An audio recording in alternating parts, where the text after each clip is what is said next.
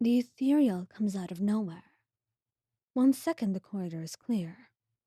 The next, you hear the shrill of an ethereal, and you barely have time to turn. The ethereal lashes out, turning into a blur of motion. You can barely even lift up your weapon to react. And then something slams into you. Someone. You stumble back, disoriented, breath knocked from your lungs. Not by the monster, but by Miyabi. She shoves you out of the way with brutal force, stepping directly into the ethereal's path. And the impact lands. The ethereal strike tears across her shoulder and side, distortion ripping through armor and flesh alike. The sound she makes is not loud, but it's sharp enough to cut into your bones. You're terrified. Miyabi is hurt, and to you, she was a pillar of strength. You couldn't imagine her getting hurt, couldn't imagine her being in pain. But Miyabi does not fall. No, she plants her feet. Miyabi, you're hit! You shout, scrambling to recover. I am aware.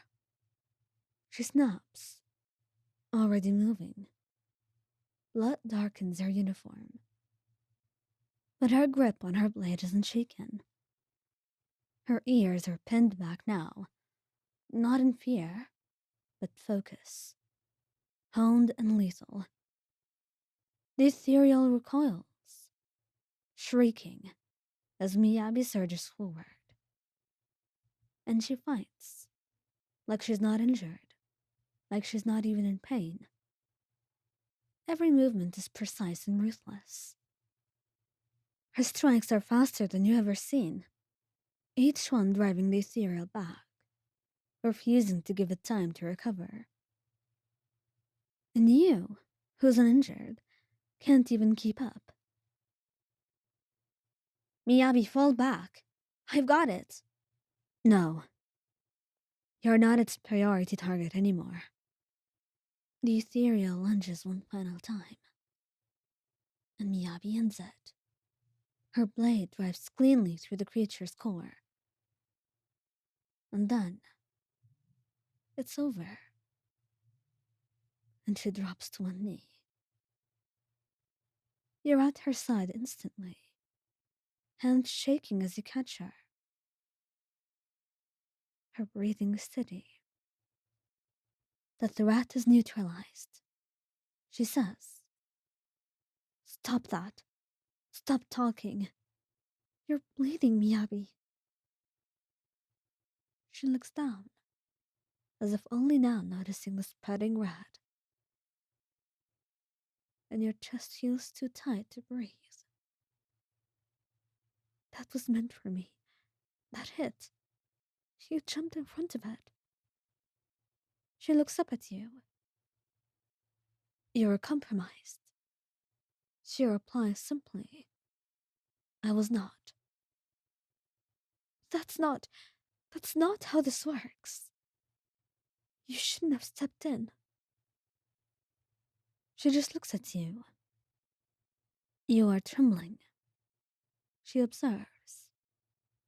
Yeah, I am. You scared the hell out of me. She goes quiet.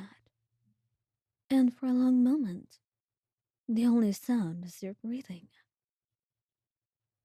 I calculated the risk, she says eventually. I do not regret the decision. Your eyes burn. Well, I do. I regret that you hurt right now. Something in her expression shifts. Unguarded. She reaches out awkwardly, resting her hand against your wrist. It's all right. I heal fast, she says. And you help her up. And as you're walking back, to the closest medics. It hits you then. The realization that she would always step in front of you, without hesitation, without asking, without even considering how it would make you feel afterward. Or maybe even considering how hurt she would be. And you squeeze her hand gently.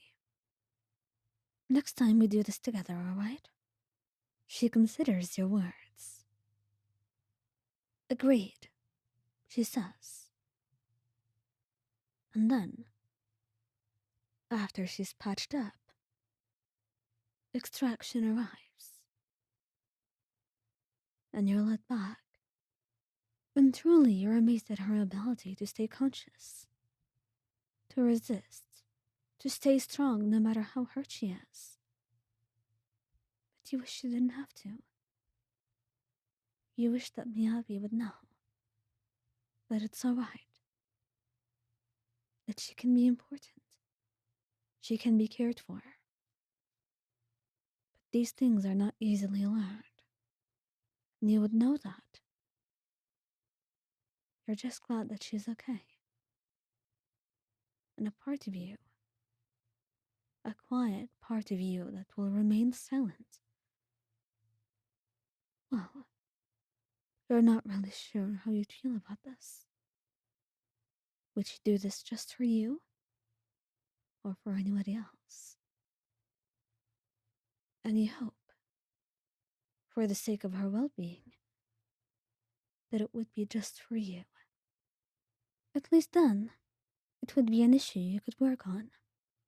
Something you can improve. You can be a better fighter. You can be someone stronger. But deep inside you know that this is who Miyabi is. She is a protector, through and through.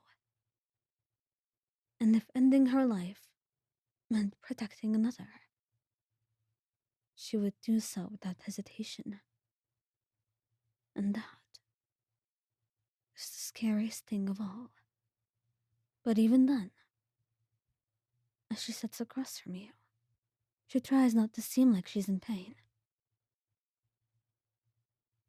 And just then you decide that you do your best to be strong. If you cannot stop her, then the only solution is to match her and be able to stand by her side.